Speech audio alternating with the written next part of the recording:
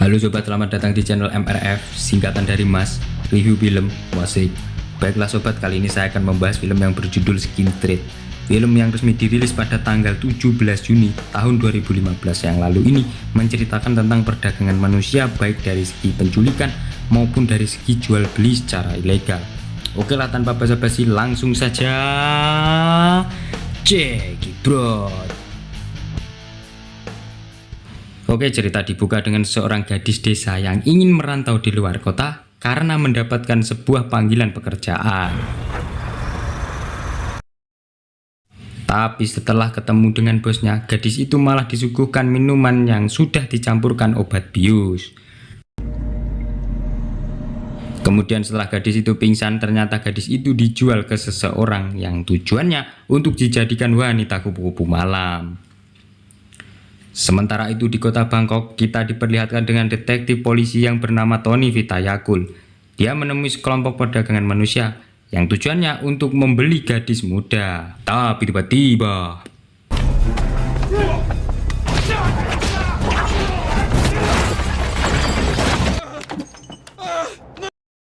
setelah mereka semua diajar habis-habisan sama Tony, kemudian Tony mengumpulkan informasi mengenai kapal yang digunakan untuk mengangkut gadis-gadis yang akan diperdagangkan. Kemudian setelah itu Tony memberikan sedikit uang kepada gadis itu, yang tujuannya agar gadis itu bisa kembali pulang ke desanya. Di sisi lain cerita, kita diperlihatkan dengan bos perdagangan manusia, yaitu yang bernama Victor. Dia mengumpulkan anak-anaknya yang bernama Andre nggak pakai Taulani dan Ivan nggak pakai Gunawan setagoran, tetapi tidak dengan Janko yang sedang sibuk mengurusi bisnis ayahnya tersebut. Tujuan mereka berkumpul adalah Victor ingin mewariskan bisnis perdagangannya itu kepada anaknya. Singkat cerita, Nick dengan atasannya yang bernama Kapten Castello memberikan pengarahan kepada sekelompok petugas polisi tentang Victor. Dia mengungkapkan bahwa Victor adalah pemain utama dalam perdagangan manusia di seluruh dunia. Kemudian saat kapal yang membawa kontainer Victor mendekati Amerika Serikat, Nick dan anak buahnya bersiap untuk mencegat di dermaga.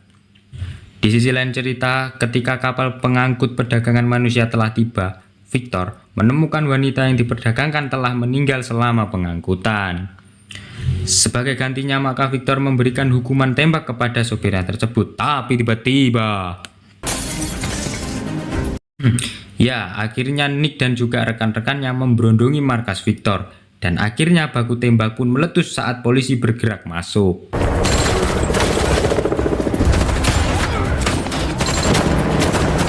Kemudian Nick mengejar Victor dan putra bungsunya yang bernama Andre.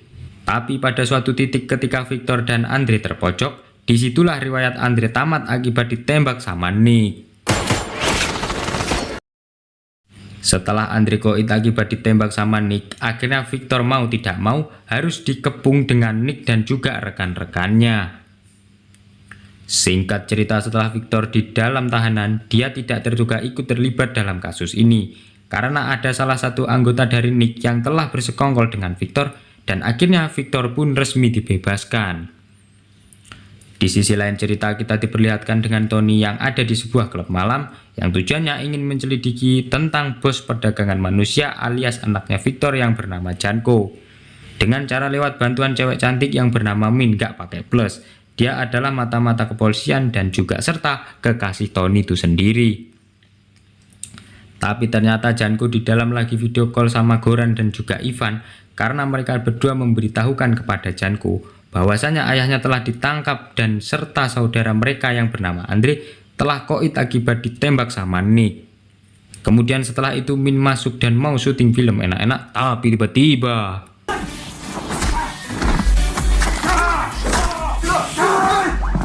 ya ternyata pria bertopeng itu adalah Tony yang sedang menyamar. Di sisi yang berbeda, setelah Nick baru saja dapat telepon dari Kapten Castello, anggota kepolisian, tapi tiba-tiba lagi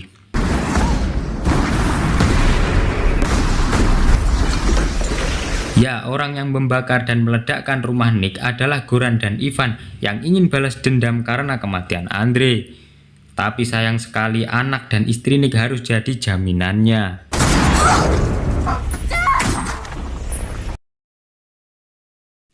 Sementara itu, Kapten Costello dan Reed, seorang agen FBI, mengunjungi Nick di rumah sakit. Mereka memberikan informasi kepada Nick bahwa Victor melarikan diri dari Amerika Serikat. Setelah diberitahu hal itu, Nick memutuskan untuk mencari keberadaan Victor yang telah menyuruh anaknya untuk menghabisi keluarganya tadi malam. Singkat waktu, Nick tanpa banyak omong langsung masuk ke restoran pengacaranya Victor dan memberondongi anak buah Victor.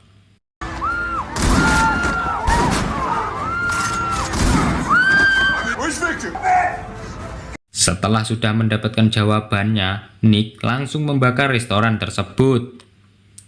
Kemudian scene berpindah kepada Tony dan rekannya yang bernama Nung. Mereka diperintahkan untuk membantu penangkapan Nick yang telah menghancurkan sebuah restoran tadi malam. Tapi setelah sampai di parkiran mobil, Reed malah menembak Nung, rekannya sendiri, dan juga dia pun melakukan hal yang sama kepada dirinya.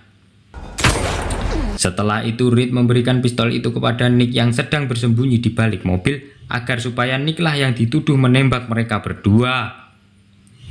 Karena suara tembakan tadi cukup keras, maka Tony yang panik langsung mencari mereka berdua, tapi Reed malah berkata bahwa yang menembak mereka adalah Nick. Sungguh akal yang sangat licik sekali. Langsung dengan sigap Tony mengejar Nick yang sedang kabur-kaburan.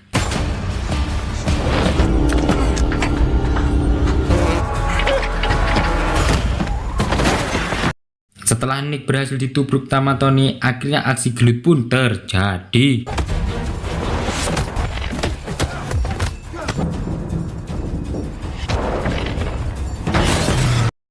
Tapi sayang sekali ternyata Tony kewalahan melawan Nick yang mempunyai tubuh besar dan tinggi. Akhirnya Nick pun berhasil meloloskan diri. Singkat waktu, Tony yang masih mencari keberadaan Nick tanpa sepengetahuannya, Reed mencatat pembicaraan Tony dengan Min yang kita belum tahu apa tujuan dan maksudnya. Sementara itu, Nick yang sampai di klub malam milik anak buahnya Victor, tapi tiba-tiba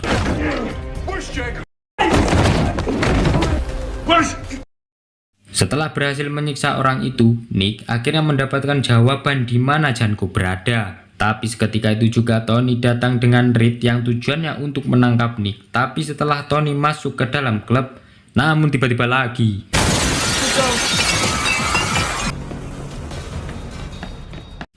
pada saat ketika Nick sudah terpojok, dia menjelaskan kepada Tony bahwa dia tidak menembak Nung, rekannya tersebut.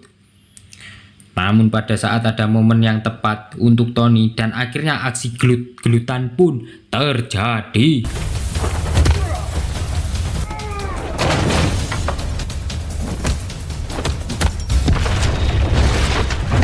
Akhirnya ketika Tony lengah dan ditodongkan pistol sama Nick, akhirnya Nick pun berhasil meloloskan diri lagi.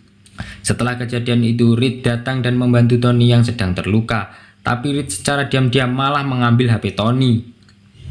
Singkat cerita, Nick yang berhasil mengambil HP-nya Tony, ternyata dia melacak siapa mata-mata yang membantu Tony. Ternyata Reed mendapatkan jawabannya bahwa mata-mata Tony adalah Min selaku pacarnya sendiri.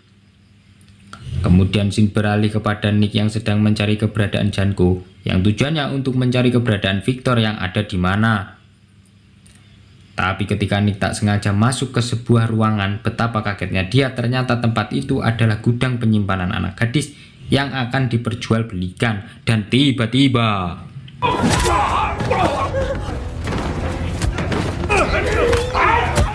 ya, akibat suara berisik pertarungan itu, akibatnya anak buah Janko mengepung Nick secara diam-diam. Dan pada akhirnya aksi bedil-bedilan pun terjadi.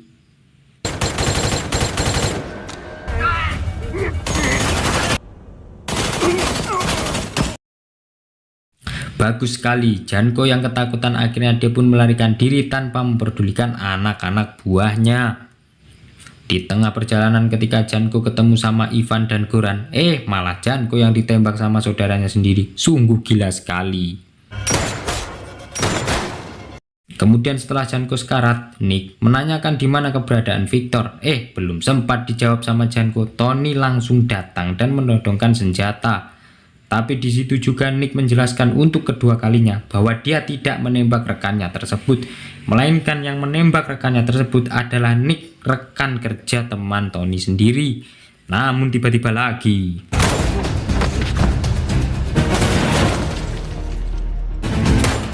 Sungguh mantap sekali, Tony dan Reed memutuskan untuk adu jotos ketika sudah bosan main tembak-tembakan.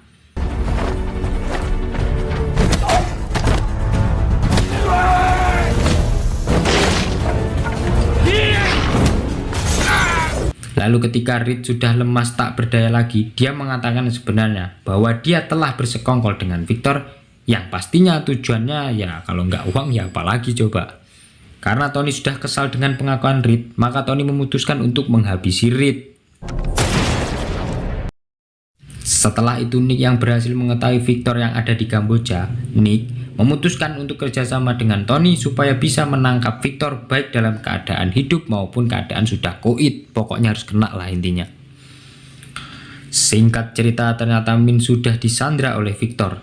Tapi ketika mau diberondongi dengan pistolnya, tapi tiba-tiba ya dengan sigap Tony langsung menembak Ivan hingga sampai Ivan jungkir walik karo-karoan. Namun ketika itu juga aksi tembak-tembakan pun terjadi lagi.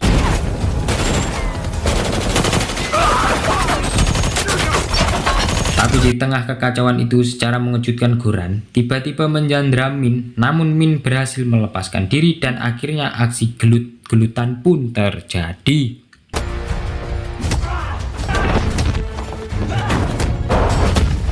Sementara itu Victor berusaha kabur dengan naik helikopter, tapi Nick dengan cepat langsung menembak supirnya dan membuat helikopter itu jatuh berantakan. Tapi setelah melihat Victor yang sedang tiduran, namun tiba-tiba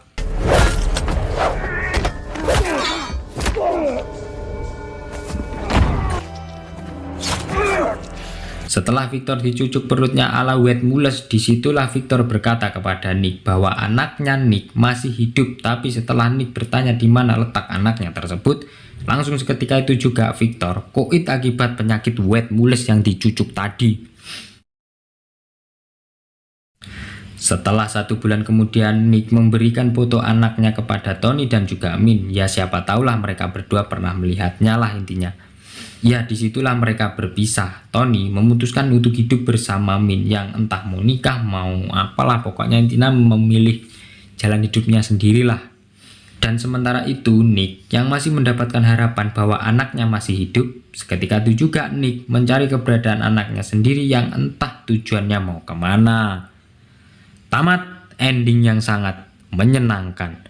Dan pesan yang bisa kita ambil dari film ini adalah jangan jadi bos penjual manusia, mending jadi bos penjual cilok saja yang tentunya lebih tidak beresiko tinggi. Terima kasih telah menonton, and suara motor malah, and bye bye. Sumpah panas sekali sobat. Minum dulu kali ya, kering tenggorokan saya.